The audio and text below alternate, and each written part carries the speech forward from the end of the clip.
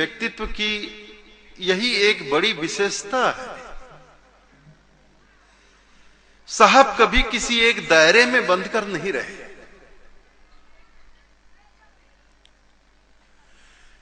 कहने का तात्पर्य यह है कि सद्गुरु कबीर देश काल सापेक्ष नहीं थे, निरपेक्ष थे। ना किसी जाति बंधन में बंधे, ना किसी संप्रदाय के बंधन में बंधे।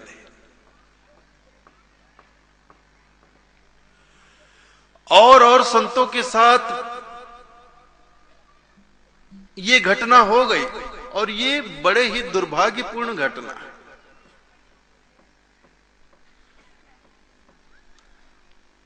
गुरु नानक देव हुए तो आज की तारीख में बस सिखों के होकर रह गए। महावीर स्वामी हुए तो सिर्फ जैनियों के होकर रह गए। मोहम्मद पैगंबर हुए तो सिर्फ मुसलमानों के होकर रह गए। ऐसे ही हमारे महापुरुष, हमारे संत किसी जाति वर्ग के दायरे में ही सिमट कर रह गए। लेकिन एक अकेले हमारे साहब ऐसे हुए जो ना किसी वर्ग विशेष में बंधे, ना किसी जाति विशेष में बंधे, ना किसी संप्रदाय विशेष में। सद्गुरु कबीर सबके हुए। उनका संदेश, उनकी शिक्षा, उनका उपदेश विश्व मानव के लिए, किसी एक जाति विशेष के लिए नहीं, किसी एक संप्रदाय विशेष के लिए नहीं, किसी एक वर्ग विशेष के लिए नहीं। उन्होंने स्पष्ट कह दिया था, हिंदू कहो तो हूं नहीं, मुसलमान भी नहीं, पांच तत्व का पुत्रा गैबी खेले मां।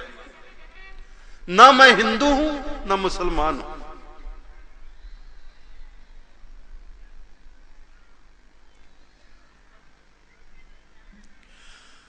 और अपने समय में वे जितना हिंदुओं को शिक्षा देते थे, उपदेश देते थे, उतना ही मुसलमानों को भी उपदेश दिया करते थे, शिक्षा दिया करते थे। इसलिए उनके संबंध में कहा जाता है, हिंदू के गुरु मुसलमान के पीर, सात दीप नौ खंड में सोहंग सत कर।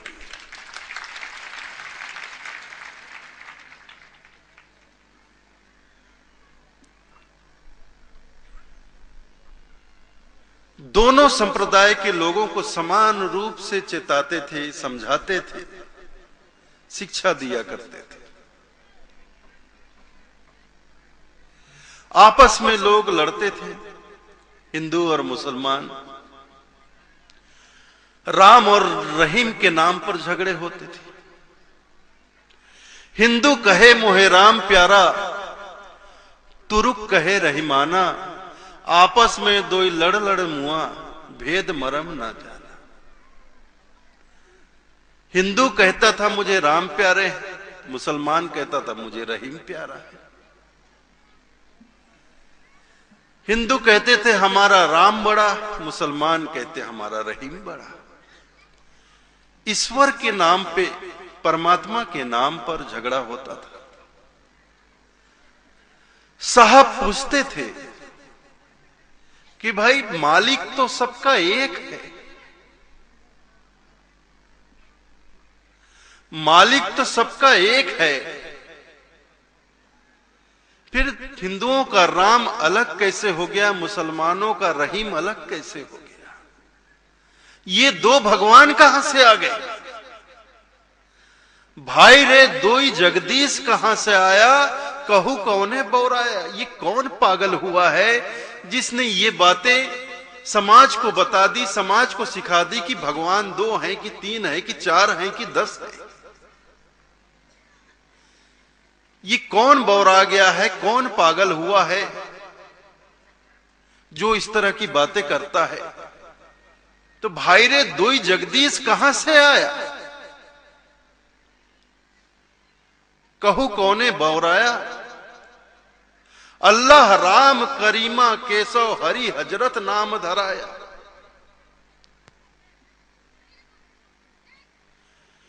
नाम भिन्न भिन्न रख देने से परमात्मा तो 10 नहीं हो जाते। देखिए, कल भाषा की बात हो रही थी कि हमारे देश में तो हर 200-300 किलोमीटर पे भाषा बदल जाती है। वस्तु एक, लेकिन अलग अलग भाषाओं में नाम उसका अलग अलग है। पानी है,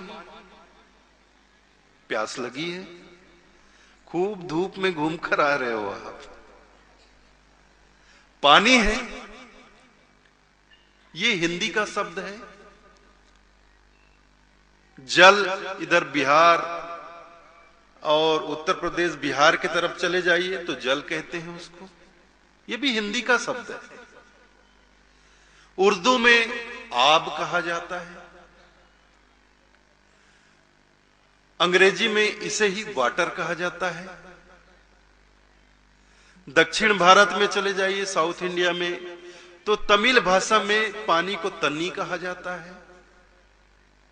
एक ही वस्तु है, लेकिन अलग अलग भाषा में उसके नाम अलग अलग है।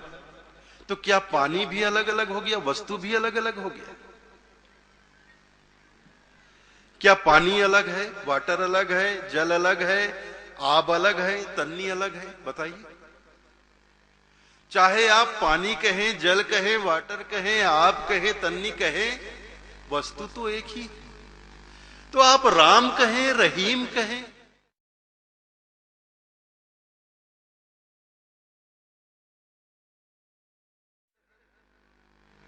इससे भगवान तो दो नहीं हो जाते। ठीक है, अपनी संस्कृति, अपनी भाषा, अपने हिसाब से, अपनी परंपरा के हिसाब से हमें बचपन से जो सिखा दिया जाता है, जो नाम बता दिया जाता है, उसी नाम से हम अपने मालिक को पुकारते हैं। लेकिन मालिक तो सबका एक है, मालिक तो सबका एक है। राम रहीमा एक है, नाम धराया दोए, कहें कबीर दो नाम सुन भरम पड़ो मत कोई। इस तरह साहब शिक्षा दिया करते थे। देखिए, ये बड़ी विडंबना है मानव समाज की कि धार्मिक फसाद होते हैं। धर्म की स्थापना हुई किस लिए है? हमारे संतों ने, महात्माओं ने धर्म की स्थापना किस लिए की? अनेक धर्म स्थापित हुए संसार में, क्या उद्देश्य था? किस उद्देश्य को लेकर महापुरुषों ने, संतों ने धर्म की स्थापना की? ताकि संसार का झगड़ा मिट सके, समाप्त हो सके। और आज धर्म के नाम पर ही झगड़े होते, ये बड़े आश्चर्य की बात है। संसार के झगड़े को मिटाने के लिए धर्म की स्थापना हुई, और आज हम धर्म के नाम पर ही लड़ते हैं, झगड़ते हैं। ये बड़ी विडंबना है। और इस कदर लड़ते हैं, झगड़ते हैं कि ये बच्चों की लड़ाई नहीं रह जाती है कि सुबह लड़े भिड़े, दो इसने दिया, दो उसने दिया, और शाम को कंधे में कंधा डाल के घूम रहे हैं। ये लड़ाई तो कत्ले आम तक पहुंच जाती है। इतनी नफरत दिल में भर जाती है एक दूसरे के प्रति कि हम नाम सुनना पसंद नहीं करते, एक दूसरे को देखना पसंद नहीं करते, साथ बैठना पसंद नहीं करते, साथ चलना पसंद नहीं करते। ऐसा बिखराव आता है समाज में।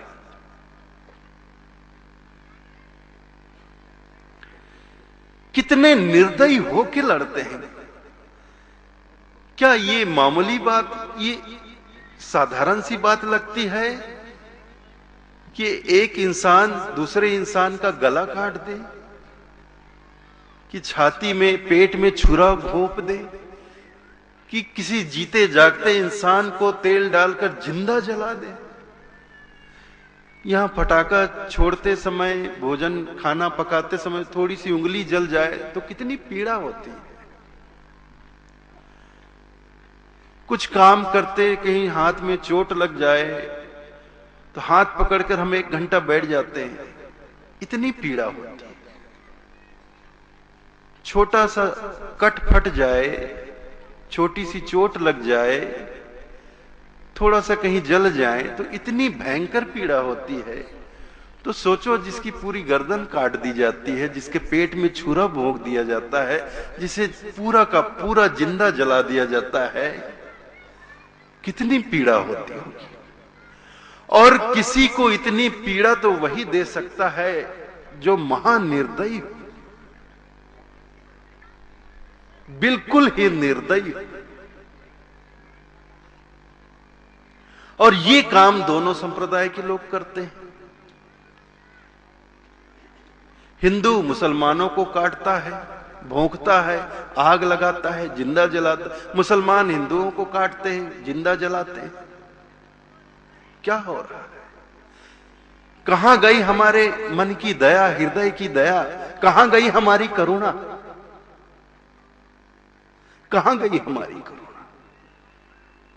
पूछते हैं साहब, कहते हैं साहब, हिंदू की दया, हिंदू की दया मेहर तुर्कन की, दोनों घट से त्यागी, एक हलाल एक झटका मारे, आग दोनों घर लागी। और बात सिर्फ मनुष्य की नहीं है, पशु पक्षियों की भी है। जैसे हम जीवित हैं, हमारा शरीर है, हमें चोट लगी, पीड़ा होती, तो पशु पक्षियों को भी होती है। उनको कोई मारे पीटे, उन्हें दर्द होता है, जैसे हमें दर्द होता है, उनको भी दर्द होता है। तो कहां गई हिंदू की दया मेहर तुर्कन की? दोनों घट से थे, दोनों ने त्याग रखा है, दया को दोनों ने त्याग रखा है।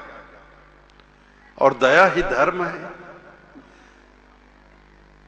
दया ही धर्म है।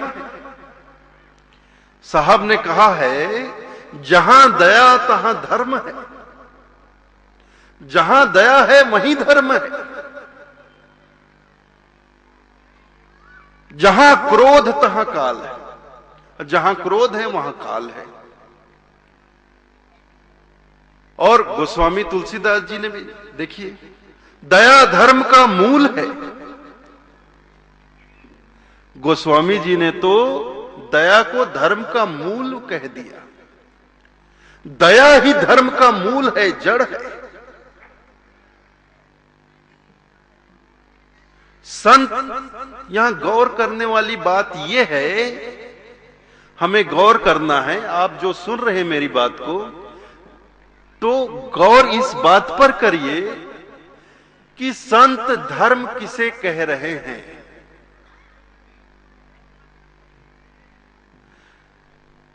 इस पर गौर करना बहुत जरूरी है।